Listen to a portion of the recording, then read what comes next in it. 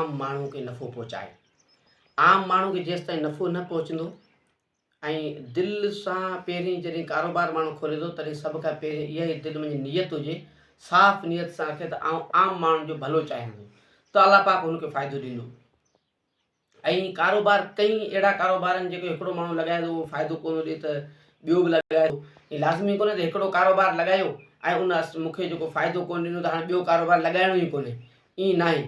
कारोबार लॻायो दिलि सां, अगरि जेकॾहिं तव्हांखे कारोबार उहो फ़ाइदो नथो ॾिए ख़ैरु आहे, को मसइलो न आहे, तव्हां ॿियो ई कारोबार लॻाए सघो था। त ईअं न आहे। हज़रत जुनैद बग़दादी जी ॻाल्हि कनि था त हुन हिकिड़ो किताबु लिखियो, 12 साल शरीयत ऐं फ़िक़े जे बारे में बाक़ाइदे माना उनखां हटी करे न, पोइ हुन किताबु लिखियो 12 साल आम माण्हुनि जी भलाई जे ख़ातिर, आम माण्हुनि जी रहनुमाई जे ख़ातिर।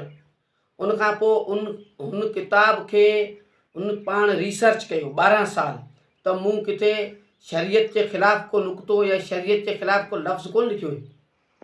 हू हुन किताब ते रिसर्च कई, किताब बि बहितर हुयो। 12 साल हुन बाद में सोचियो त हिन किताब खे आउं पब्लिश कयां या न कयां, आम माण्हुनि ताईं हिन किताब खे पहुचायां या न पहुचायां। 12 साल उहे माना टोटल 36 साल।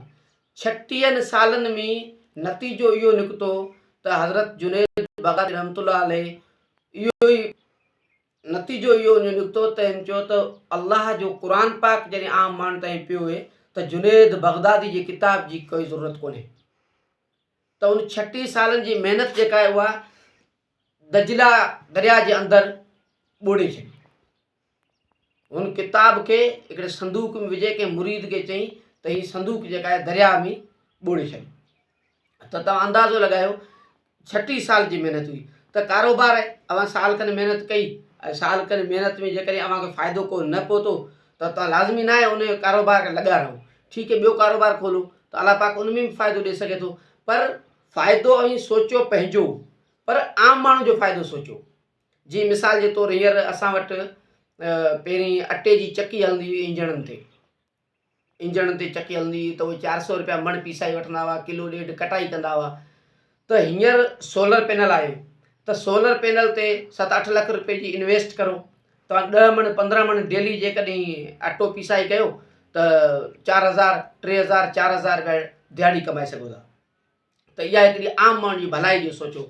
हू 400 रुपया वठंदा त 200 रुपया वठो या 250 रुपया वठो, 300 रुपया वठो अगरि जेकॾहिं मज़दूरनि या वग़ैरह वग़ैरह अव्हांजी सीड़प वॾी आहे, मज़दूरनि जी दिहाड़ी आहे त उनजे हिसाब सां भले 300 रुपया वठो त अव्हांखे सुका जे सुका 3000 4000 5000 दिहाड़ी में बचाए सघो था। त इहो सोचो त अवाम जो बि फ़ाइदो थी वियो ऐं अवां जो फ़ाइदो थी वियो। इन हिसाब सां कारोबार जेकॾहिं कपिड़े जो कारोबार कजे थो त कपिड़ो विकिणो, सुठो विकिणो, पर क्वालिटी खे ॾिसो, बहितर क्वालिटी हुजे। अॻियो कस्टमर जेको अवां मां ख़ुशि थिए ऐं कस्टमर खे फ़ाइदो थींदो त उहो कस्टमर वापसि साॻी अवां वटि ईंदो वरी कपिड़ो वठण जे लाइ करे।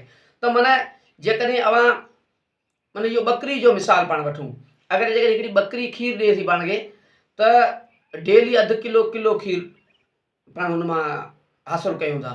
अगरि जेकॾहिं ॿकरी खे जेकॾहिं पाण कुठी हिकिड़े दफ़े 15 किलो 20 किलो गोश्त मिलंदो, पाण विकिणंदासीं 15-20 हज़ार 30 हज़ार मिलिया, पर रोज़मर्रा जो जेको पैसो आहे उहो त कोन ईंदो हुन ॿकरी मां। या रोज़मर्रा जो जेको फ़ाइदो आहे किलो अधु किलो खीरु ॾिए थी ऐं उहो ॿकरी जेका फर ॾिए थी उहो फर साल में पाण 2-3 विकिणूं 50-60 हज़ार उतां मिलंदा त उहा शइ पाण खे उहो ॿकरी जेकॾहिं ज़बह करे छॾी त उन ॿकरी मां फ़ाइदो पाण खे उहो कोन मिलंदो। त कारोबार ईअं कस्टमर खे तव्हां जेकॾहिं सुठे नमूने सां डील कंदा, हिकिड़े दफ़ा कस्टमर खे कोई रवानो कंदा त कस्टमर वरी वापसि पाण वटि न ईंदो। त कस्टमर जो ख़्यालु करणु खपे। आम माण्हू कस्टमर ई, त आम माण्हू जो फ़ाइदो सोचिजे त कारोबार उन में अलाह साईं बरकत विझे थो ऐं रोज़ी में बरकत तॾहिं पवंदी आहे जॾहिं ॿिए जो माण्हू भलो सोचींदो हुए। त कोशिशि इहा करणु खपे। ऐं कारोबार काफ़ी अहिड़ा कारोबार आहिनि जेके माण्हू कमाए सघनि था, उनजे करे कारोबार कयो। Thank U very much.